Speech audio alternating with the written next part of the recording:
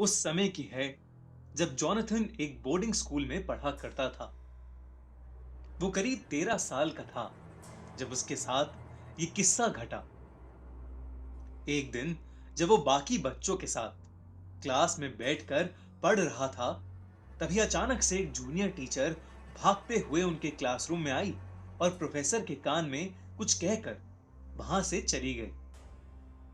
Professor ने अपना session उस दिन के लिए वहीं खत्म कर दिया और सभी बच्चों को बताया कि स्कूल के पास वाली बिल्डिंग में कुछ ऐसा हुआ है जिसकी वजह से पूरे स्कूल का लॉकडाउन कर दिया गया है और किसी भी स्टूडेंट को अपने हॉस्टल या स्कूल प्रेमिसेस से बाहर निकलना अलाउड नहीं है।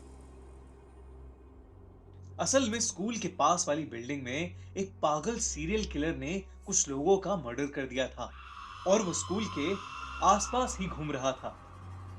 इसलिए जब तक पुलिस उस सीरियल किलर को नहीं ढूंढ लेती, तब तक पुलिस ने स्कूल को बंद करवा दिया था।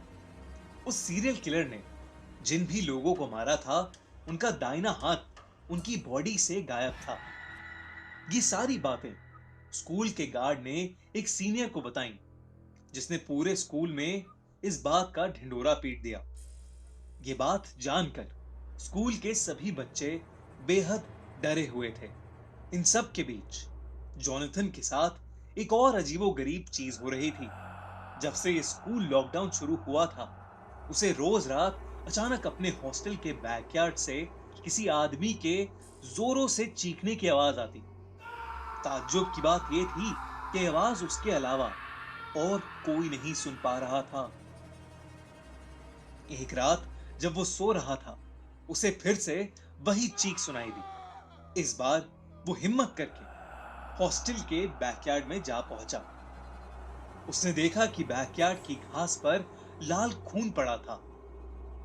उसने उस खून को फॉलो किया तो उसे दिखा कि पीछे गार्ड के क्वार्टर के पास एक बड़ी सी बोरी पड़ी है, जिसमें से खून की बूंदें टपक रही हैं। ये देखकर जॉनथन अपने हॉस्टल वार्डन को ये सब बताने के लिए उसके रूम की तरफ जाने लगा।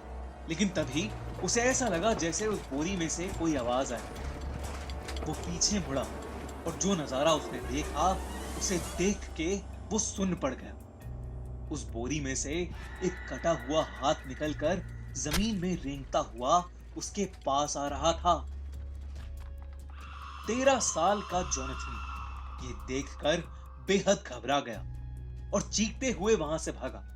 कुछ ही देर में उसे ऐसा लगा कि जैसे वो बोरी उन सभी कटे हुए हाथों से भरी है जिनको उस सीरियल किलर ने मारा था, और सभी हाथ रेंगते हुए उसके पीछे आ रहे हैं। जॉनथन जोर जोर से मदद के लिए चीखने लगा।